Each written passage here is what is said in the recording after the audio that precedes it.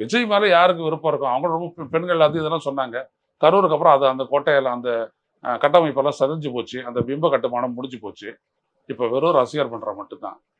இந்த மன்றத்தை வச்சுட்டு என்ன பண்றது? ஒண்ணும் பண்றதுக்கு இல்ல. ஒரு ரோட் ஷோ ஒரே ஒரு ஈவென்ட் ஈரோடு ஈவென்ட்டுக்கு அப்புறம் ஏதாவது நடந்துச்சா? ஆனா அதிமுக இன்னும் எதிர்பார்க்கறாங்க சார், தாவேகா கூட்டணிக்கு வரும் அப்படின்னு சொல்லிட்டு. காரணம் அவங்களுடைய பலவீனம். அவங்களுடைய கட்சி வந்துட்டு நிரூபிக்கப்பட்டது.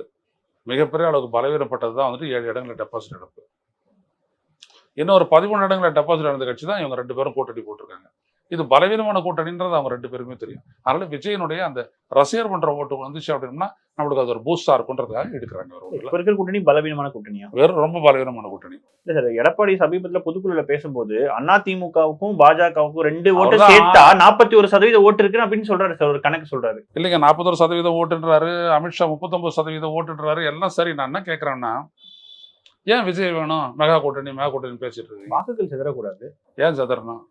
நீங்க தான் வாங்கிட போறீங்களா? அது சதறனா சதறிட்டு போகுது. ஆளுங்கட்சிக்கு எதிரான ஓட்டுகள் சிதறக்கூடாதுன்னு தானே சார் இப்ப இந்தியா கூட்டணின்னு ஒண்ணு அமைஞ்சது. சதறாது. இப்பவே 41% இருக்குது. அப்புறம் என்ன, மக்கள் கிட்ட போனா சரியா போச்சு. மக்களை நம்பி தானே இருக்கீங்க.